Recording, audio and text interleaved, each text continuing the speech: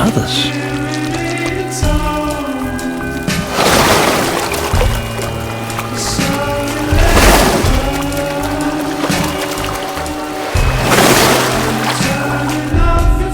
The red crabs of Christmas Island.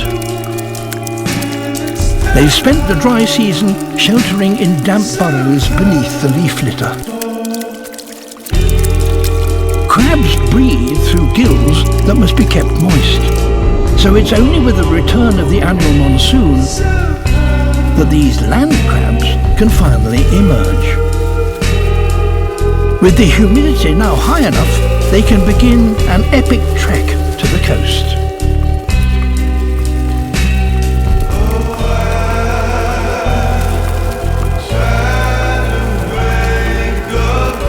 Every red crab comes together from across the